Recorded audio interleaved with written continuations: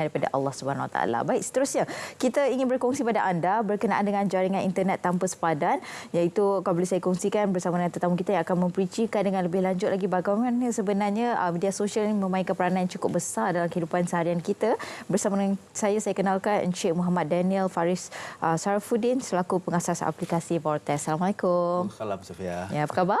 Baik. Alhamdulillah. Okey, jadi sebagai permulaannya mungkin Encik boleh kongsikanlah apa sebenarnya kepentingan jaringan internet pada masa kini. Silakan. Okey, sebenarnya kita tengok pada zaman sekarang kan internet ni memang banyak main peranan dalam kehidupan kita kan. Even kita buat aktiviti harian pun kita pakai internet kan. Internet nombor satu yang kita boleh tengok dari segi education purpose.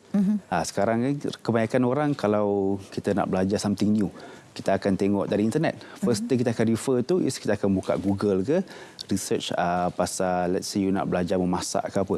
Even sekarang online dah boleh buat. Betul. Online ni kita boleh ambil kelas online, kita tak payah nak pergi physical classes semua kan. Even for student kan, for student dia nak belajar pun even now dia ada degree course, diploma punya course. Jadi peranan internet ni sekarang sangat penting untuk kita lah. Lagi-lagi kalau kita ada platform secara online atau media sosial platform lah. Ya, betul. Dan kalau kita cakap ramai sebenarnya di kalangan kita, even kita sendirilah mempunyai akaun-akaun media sosial dan sebagainya. Bagaimana kita nak menggunakan media sosial yang ada ini untuk kita menambah pendapatan harian ataupun bulanan kita? Okey, dari segi nak tambah pendapatan, sekarang ni pengguna kan dia banyak pakai ada dalam 3-4 jenis social media platform kan. Betul. Jadi setiap platform tu ada dia punya keunikan sendiri.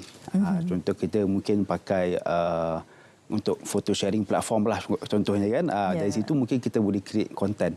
Jadi create content dari sana mungkin if kita punya followers ramai, engagement tinggi, dari situ kita dah boleh buat income lah. Kita boleh promote ke kita punya followers semua. Okey, kita boleh tanya macam mana if diorang nak promote dekat kita kan. Dia ada benda yang produk ke atau servis yang baru diorang promote. Dia boleh hantar kita pengguna tu sendiri. Kalau dah followers ramai, diorang sendiri dah boleh buat duit dari sana. Dan nombor dua, kalau dari segi video content. Sekarang kalau Sofia tengok kan, kita macam-macam jenis video content kita ada. Betul. Kan? Betul. Ada hiburan, ada yang educational, ada yang even untuk kelas tutorial.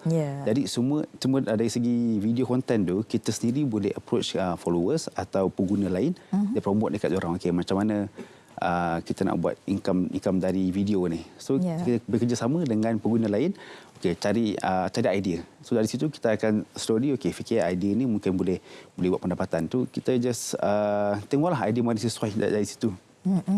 Okey, seperti yang Encik Daniel kongsikan tadilah, maksudnya kita ada banyak macam-macam video yang ada yang boleh kita tonton melalui daripada apa interest kita dan sebagainya. Dan di situ juga media sosial ada kebaikan dan keburukannya sendiri jugalah. Maksudnya kalau kita tengok video-video yang okey tu okeylah, terutamanya pada anak-anak kecil dan sebagainya. Jadi bagaimana untuk kita menyelesaikan masalah ini supaya kita tidak anak-anak kita ataupun kita sendiri tidak tercenderung pada keburukan media sosial ini sendiri?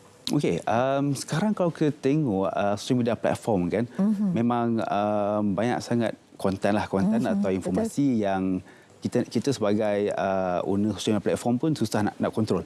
Kita boleh contoh kalau in term of fake news atau misleading information kan. Benda tu memang dah terlalu banyak sangat sampai kita pun nak filter. Kita mungkin boleh filter, kita ada content moderator untuk tengok konten yang masuk dalam platform tu. Tapi setengah pengguna mungkin dia salah gunakan kan platform tu untuk dia punya untuk mendapat benefit sendirilah untuk diri sendiri kan. Ada yang contoh scam ke, ada yang buat promote bisnes tapi bisnes tu dia tak ada pun, tapi dia promote dekat orang as if benda tu ada dekat dia punya platform. Jadi cara kita nak kontrol benda tu is kita boleh nombor satu, mungkin kita boleh cari sumber konten tu atau sumber informasi dari mana. Yang tepat lah. Yang tepat. Jadi sekarang kita boleh tengok konten atau news, kita kadang-kadang kita percaya benda itu bulat-bulat. Betul. Jadi kita pun kadang susah nak tahu betul atau salah. Dan profil social media platform pun kita boleh easily create. Kan kita boleh create pakai nama palsu ke atau kita just letak apa-apa dalam profil kita. Dan asalkan kita promote dekat pengguna lain tengok benda ni, kadang-kadang kita ada yang percaya, ada yang tak. Betul. Tapi yang percaya tu itu yang buat pengguna lain akan rasa macam okey, ini berita ni mungkin betul kot. Jadi dia akan viralkan dekat pengguna lain juga. Itu yang jadi isu bila kita tak kontrol benda tu. Paling penting cari sumber lah, dari mana sumber konten atau informasi itu. Okey, jadi Cik Daniel tadi ada berkongsi berkenaan dengan penyebaran maklumat yang begitu pantas sekarang ni kan. Maksudnya ialah dunia tanpa sepadan ni kan. Jadi macam mudah je kita dapat terima maklumat sama ada ia tepat ataupun tidak. Jadi selaku pengasas Vortex sendiri, bagaimana untuk memastikan maklumat yang disampaikan kepada masyarakat itu sahih dan juga tepat melalui konten-konten yang mungkin ada pemantauan dan sebagainya?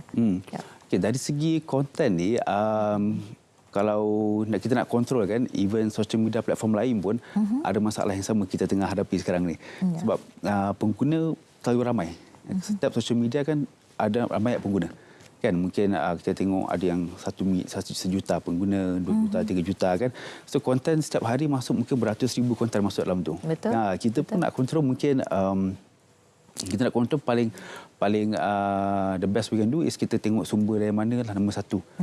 Contoh kita dapat konten, okay, let's say Sofia ada ternampak video kan dekat social media platform, orang bergaduh, contohnya 10 saat punya video.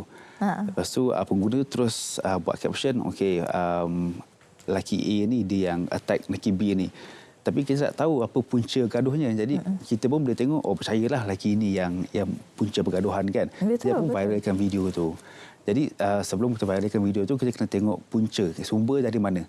Betul ke tak? Kita kena investigate dulu sebelum kita buat kita punya own conclusion lah. Ya. Okey. Dan bila cakap tentang media sosial ni, kebanyakannya adalah yang berminat adalah lebih kepada, kecenderungannya adalah lebih kepada golongan muda. Jadi kalau golongan muda ni kecenderungan mereka adalah kepada hiburan dan sebagainya. Jadi bagaimana untuk kita memastikan konten yang mereka pilih itu adalah konten yang tepat dan sepatutnya disampaikan kepada masyarakat ataupun mungkin golongan-golongan itu? Actually, konten hiburan ni memang sekarang ni ramai pengguna suka. Ya, betul. Kan? Kita pun suka juga. Kita pun suka. Kita tengok video-video yang fun, yang kita rasa hiburan ni memang orang tengok orang suka. Sebab konten tu dia tak boring kan. Dia tak boring. Jadi mungkin kita boleh make use konten hiburan tu yang lebih kepada macam educate juga. Educate people kan. Betul. Supaya apa yang kita sampaikan tu ada message lah yang kita sampaikan tu, ada moral, mungkin ada sesuatu yang boleh kita ambil walaupun dalam gelak-gelak kan, dalam hiburan, tetapi ada sesuatu yang boleh kita sampaikan kepada masyarakat. Okey, dan bila kita cakap tentang teknologi zaman kini kan, sekarang ni semakin kembang dan juga pesat. Jadi internet ni merupakan perkara yang memang kita perlukanlah dalam kehidupan seharian kita. Jadi antara yang kita bimbang adalah penyalahgunaan internet itu sendiri. Maksudnya sekarang ni, zaman-zaman sekarang ni, ramai orang yang suka fitnah orang, menggunakan platform yang ada, followers yang ada untuk menyebarkan maklumat-maklumat yang tidak sepatutnya. Jadi kita sebagai pengguna media sosial, mungkin ada sedikit kata-kata daripada Cik Daniel sendiri supaya masyarakat di luar sana tahu untuk adab-adab menggunakan media sosial. Maksudnya janganlah macam kita sewenang-wenangnya kan menyampaikan maklumat ataupun fitnah kepada pihak-pihak yang tidak sepatutnya. Okey, dari aspek tu kan, sebenarnya macam Sofia cakap lah, kita kalau ada dapat informasi ke berita ke, kita kadang-kadang percaya bulat-bulat kan. Kita bulat-bulat, lepas tu kita akan hantar ke family ke, viralkan ke orang lain kan. Tapi kita tak tahu sumber tu sama ada betul ke tak. Mungkin sumbernya itu orang lain yang buat fitnah kan. Mungkin orang lain ada agenda sendiri kan. Mungkin dia tak puas hati orang lain ke, dia buatlah konten ni, buat artikel ni, dia akan post ke pengguna lain. Pengguna lain pun bila baca, sebab setengah pengguna pun kadang ada yang dia tak boleh emosi sangatlah bila baca benda macam ni kan. Jadi kita kena tahu betul-betul punca dari mana dan sumber tu sama ada original ke tak.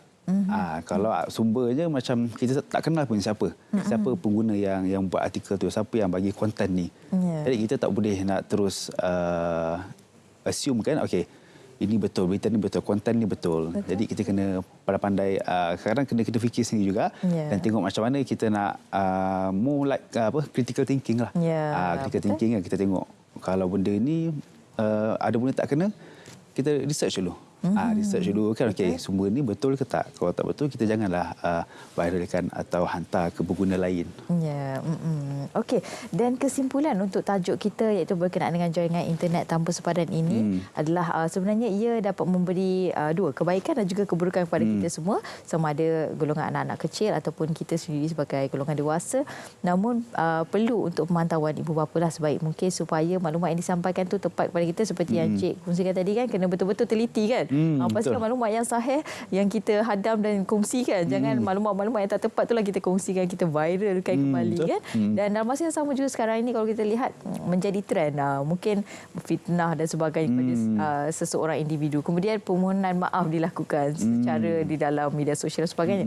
Dan ini juga memberi kesan sebenarnya kepada masyarakat kita. Pendapat Cik bagaimana? Okey, benda-benda macam ni pun dah terlalu kerap kita tengok kan. Kan kita, bila benda tak betul kita minta maaf kan. Tapi kalau dari segi konten yang kita deliver dekat pengguna kan, kita kena macam cakap, kita kena tengok sumber dari mana dulu. Kalau kita asyik percaya bulat-bulat benda tu, kita sebagai pengguna pun tak boleh juga kan. Kalau kita tengok benda tu tak betul, kita kena tanya siapa yang hantar kita tu kan. Kalau sekarang viral senang kan. Nak viral senang, kita cepat je. Cepat aja. Kita dapat satu video, satu konten ke, kita akan varialkan dekat orang. Jadi mungkin dari situ kita boleh tengok guidelines. Kita ada guideline kan. Setiap social media platform ada guideline sendiri. Kita tengok kalau guideline ni kita boleh cross check kan. Ini berita ni atau konten ni atau informasi ni dari mana. Kalau memang informasi itu tak betul, tu kita just boleh report. Kita report, and then social media platform tu sendiri akan delete konten itu sendiri. Ya, jadi tak ada masalah jugalah sekarang kan. Yang penting ibu bapa lah kan, tanggungjawab ibu bapa sebagainya untuk mengawal apakah yang anak-anak anda tonton dan sebagainya, untuk kita memastikan maklumat yang disampaikan kepada anak-anak juga penting kan, kerana ia akan mempengaruhi juga fikiran anak-anak kita. Betul. Baik, terima kasih saya ucapkan kepada Encik Muhammad Daniel Faris Sarifuddin selaku pengasas aplikasi Vortex. Terima kasih banyak. Terima kasih Sofia. Okey, dan itu dia